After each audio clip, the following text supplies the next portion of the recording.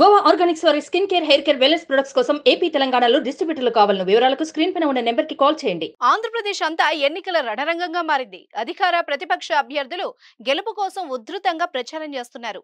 ఓ నియోజకవర్గంలో ఎవరికి కష్టం వచ్చినా, ఏ ఒక్క కార్యకర్త ఆపదలో ఉన్నా నేనున్నాను అంటూ ఆదుకునే గొప్ప వ్యక్తిత్వం కలిగిన వ్యక్తి ఆ ఎమ్మెల్యే.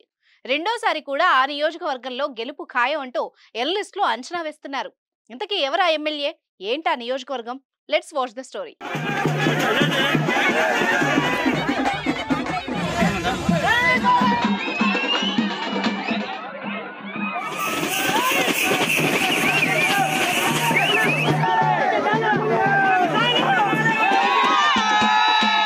పార్వతీపురం మన్యం జిల్లా కేంద్రమైన నియోజకవర్గంలో ఆలజంగి జోగారావుకు గత ఎన్నికల్లో ప్రజలు పట్టం కట్టారు.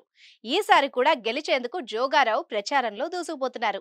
గత 5 ఏళ్లుగా జోగారావు చేసిన అభివృద్ధి, సంక్షేమమే మళ్లీ గెలిపిస్తాయన్న నమ్మకంతో ఉన్నారు.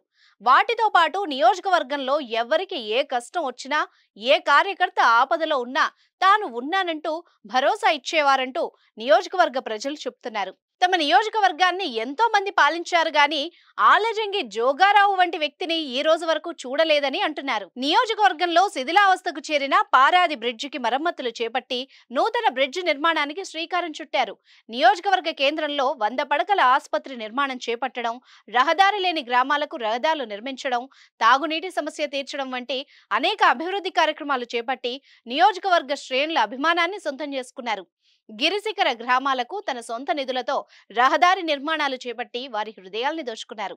అలాగే తన నెల వేతనాన్ని కూడా మొత్తం నియోజకవర్గ శ్రేణులకే ఖర్చు పెడుతున్నారు.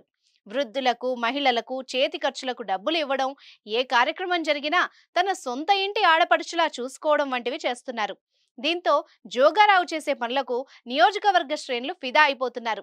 వచ్చే ఎన్నికల్లోనూ మంచి మెజార్టీతో గెలవాలని కాంక్షిస్తూ ప్రజలు జోగారావుకు క్షీరాభిషేకం చేశారు.